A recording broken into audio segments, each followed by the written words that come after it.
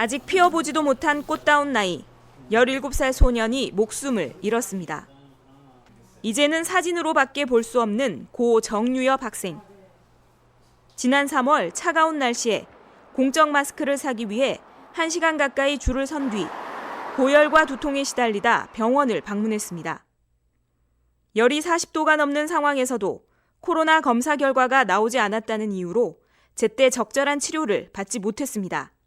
특별히 밖에를 버스를 태워 보낸다든지 어디 간 적이 없기 때문에 그냥 진료 좀 받아 열이 너무 많이 난다고 하니까 안 된다고 얘기하더라고요. 이 열이 계속 안 떨어지길래 제가 의사 선생님한테 부탁해서 링겔이라도 맞을 수 있게 해달라 하니까 안에는 못 들어간다 하시면서 그러면 제 차 안에서라도 맞겠다고 해서 2시간가량 차 안에서 링겔을 맞았어요. 뒤늦게 입원했던 대학병원에서도 코로나 환자로 의심받아 13번에 걸친 무리한 검사를 받았지만 끝내 숨졌습니다. 사망 당시 정군의 부모는 아들의 임종조차 지켜볼 수 없었습니다.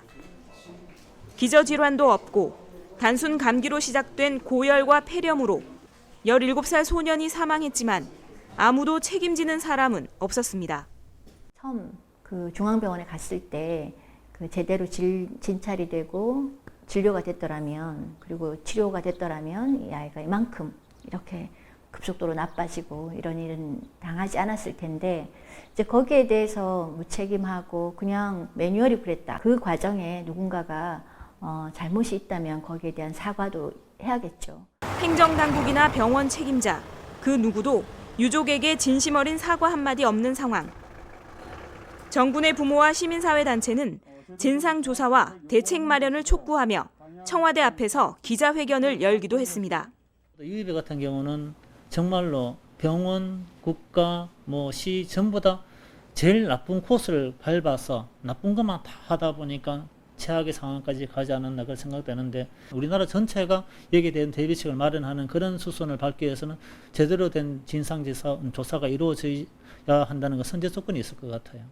통계청 자료를 보면 지난 1월에서 3월 사이 사망자가 지난해 같은 기간에 비해 대구 경북에서 10% 증가했다는 결과가 나왔습니다. 이들 중 상당수가 코로나19가 아닌 응급 환자들로 병원을 제때 찾지 못해 사망한 경우라는 분석입니다. 코로나 환자 빼고 600에서 700명이 더 사망했다는 걸 무엇을 의미하느냐. 그거는 일반 환자가 치료를 제대로 못 받아서 사망한 것이다.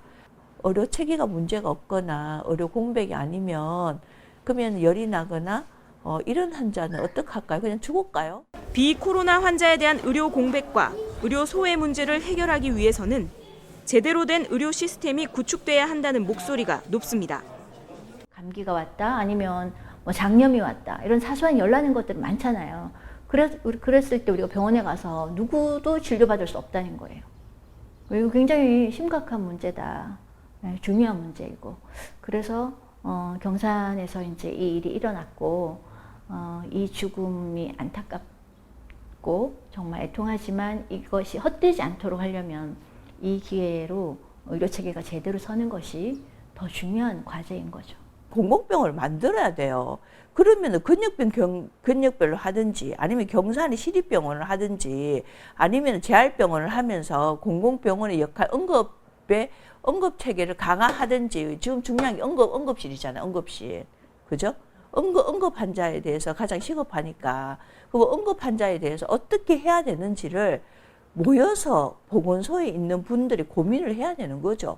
그래서 이렇게 하려고 하면 돈이 얼마가 드는지 그 다음에 도와 국가에 대해서 어떻게 요구를 해야 되는 건지 기한을 성립해야 되는 거 아닙니까? 사스와 메르스 사태를 겪고도 똑같이 반복된 억울한 죽음. 코로나19 사태 속에서 의료 공백 재발을 막는 계기로 삼자는 유가족의 목소리를 외면해서는 안 되는 이유입니다. 헬로티비 뉴스 이하영입니다.